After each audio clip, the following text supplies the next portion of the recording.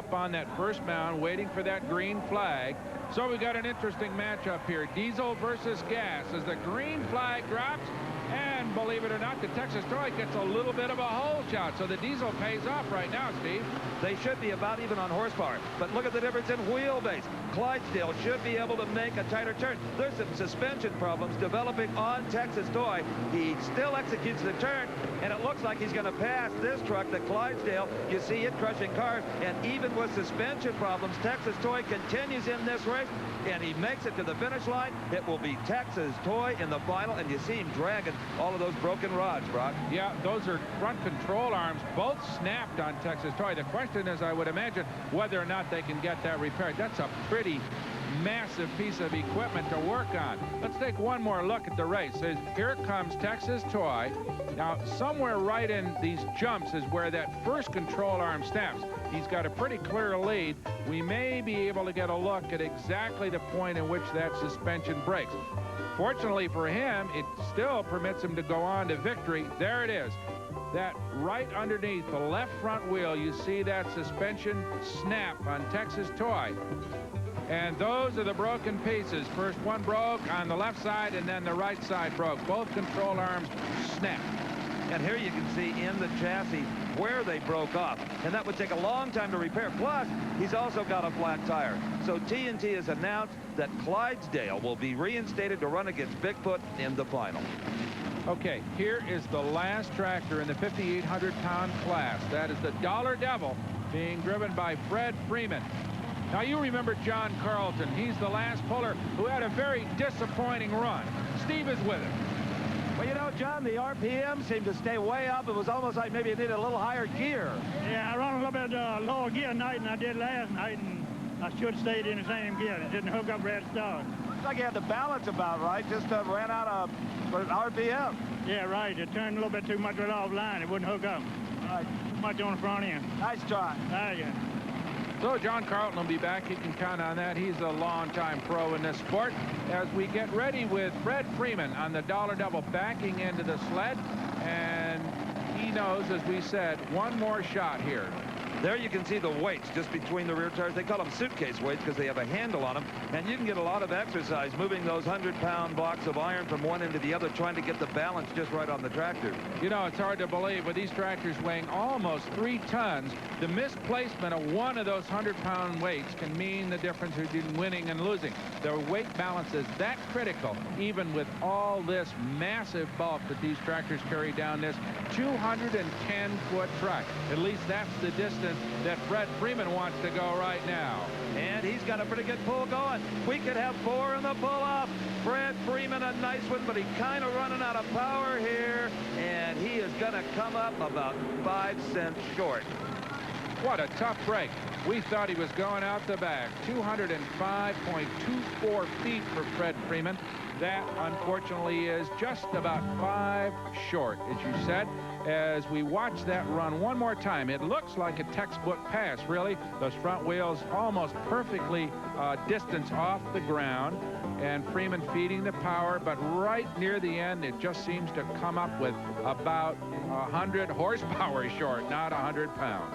Well, Fred, that was so close they had to look twice, but not quite enough. Yes, I really didn't know I was going to drive in this class till the last minute, and I had to kind of come over and just drive. You're new aboard this tractor? Yes, this is not my tractor. I'm driving it for someone else. All right, we've got 3 men in the pull-off. John Heilman, Wheeler Rittinger, and Ken Popham. We'll be back to see who wins that one, and you can be sure that's going to be a tough ball. In the meantime, they've got the sled, and boy, are they going to put some weight on it for this one. You're right. The crew that operates the track boss has been embarrassed for the last time. More weight, a faster gear to transfer that box. We could have one heck of a pull-off here in the Astrodome. Stay with us. For a century ago. Right now, though, they wouldn't recognize what's happening here, Steve. We have got the 5,800 modified final pull-off. 3 men, one of them will win it. Now, John Heilman will be first in the pull-up. He knows they have changed the weight of the sled. He knows the weight transfer box will move faster, but he doesn't know how much faster. So he has had to guess on the setup, try to outbox the crew of the track box weight transfer device. Let's see if he's successful. You can see all of his credits on the fender wells there. He's done very well. He really is a professional out of Rockford, Ohio. He and his wife Ann toured the country. He's hooked. We'll get some answers here now, and you can bet the other drivers involved in the pull-up are all standing close by watching. Well, Steve, he was the first to do a full pull, and the track conditions have changed considerably since then. So I'm sure John really has a bigger handicap, perhaps, than Popham or Rittinger, because they ran a little bit later. They may know a little bit more about the present conditions. So John has really got a fair amount of guesswork, and all he can rely on is those years and years of experience as a puller. That's right, 13 in all. Okay, here we go, John Heilman. Already one of the engines starting to have a lot of blow by there. Oh, the front end comes up nicely. Now this will be a harbinger of things to come, I think. Absolutely. Heilman gets out to 166.54 feet. Considering the weight on that sled, that's probably a pretty good pass. You can be sure this man, Wheeler Rittinger, had his eyes glued on that run. He was standing there and watching exactly how Heilman did it.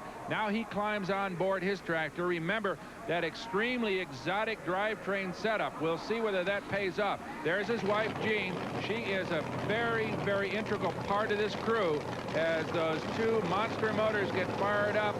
We'll see how Wheeler does against the performance of the first man, John Heilman. Steve is with him. Well, John, 166 feet. What do you think?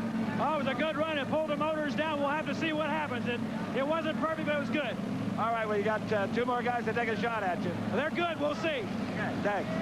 And the next man comes up to the sled, Wheeler Rittinger, one of the real veterans. We said earlier, over 30 years of experience as a puller. There's Jean working on that valve we talked about earlier. She does that final adjustment just before he gets ready to go. Outcast 2 has to go 166.5 feet to beat John Heilman.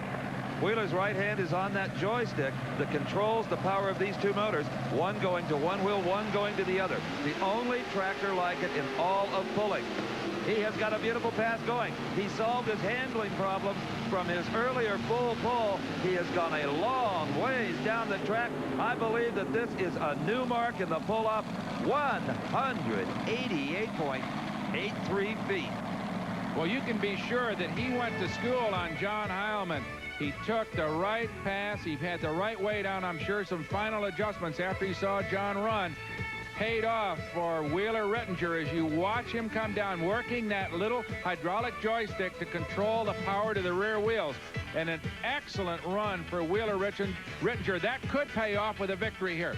You know, it's got to be something due to this offset engine twin driveline. When it sounds like it's just going to die, it keeps pulling. Well, we got them tied together tonight. It is solid tonight. Both motors is pulling both wheels tonight. You've been a hot rodder a long time. I've seen that patch before. Yeah, that's right. Okay. I tell you, why don't you stick around with me down here and let's see if anybody can beat you. Okay. So we're going to get a little play-by-play from Wheeler as the last man in the pull-off, Ken Popham, gets ready to go. He's from Texas, right here in the Lone Star State with the Outlaw.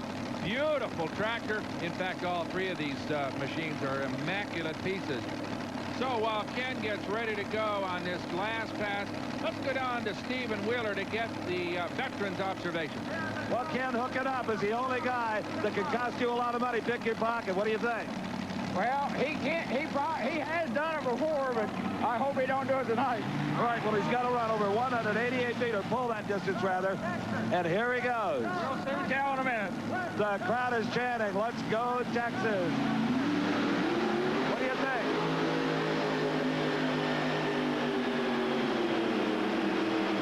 I got it. I got it. Oh, yes. He just kept coming, didn't he? I think he got you. In fact, I know he did. Yeah, he got me. I didn't think it must have been just like my pull. After the box got up there, it just kept dragging it. It was indeed, but you got second place money. Thank you. You bet. So the winner of the pull-up, Ken Popham, with 193.98 feet. An excellent run. Let's have another look at that. As you watch Popham work those pedals like a concert pianist to keep that tractor straight. That was the critical element in this run. The weight was good, and it paid off big for him, as he best Wheeler Rittinger by over 5 feet to take home the money here in this 5,800 class. Well, how does it feel, Jim? It feels great. I wish you could have heard the hometown fans chanting, "Go Texas, go Texas." I sure do appreciate it. And we hope to be back next year for sure. Was there a point there where you thought maybe you weren't going to top Wheeler's mark?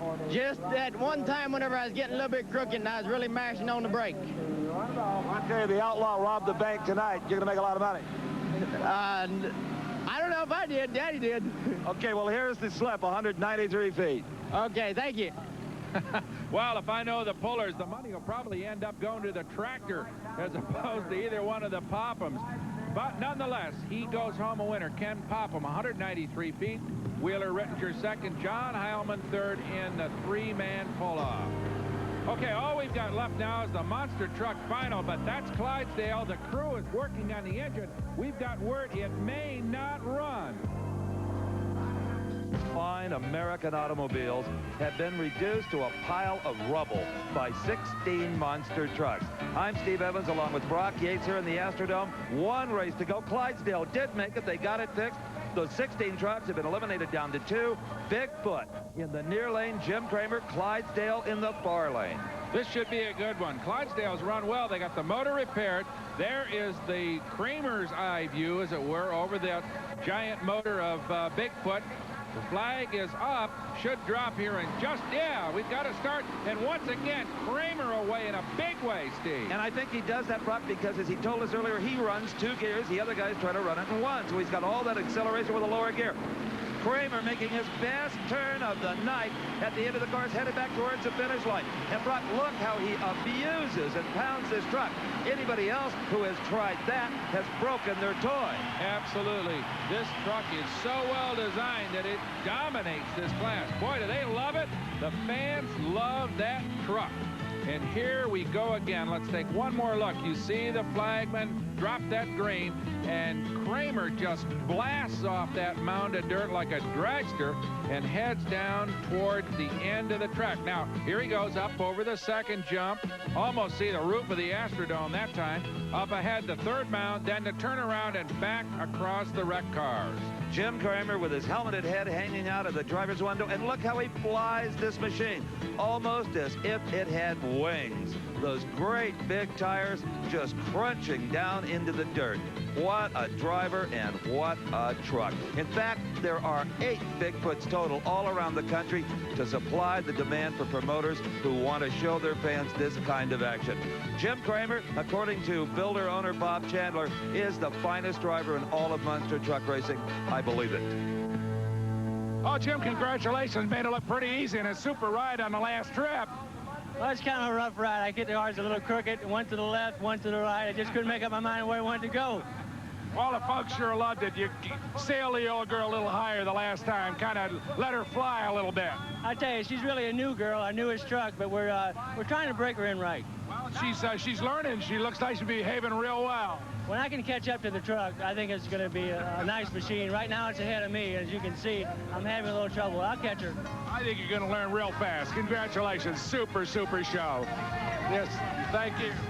Some serious competition and a lot of good fun today in the Astrodome.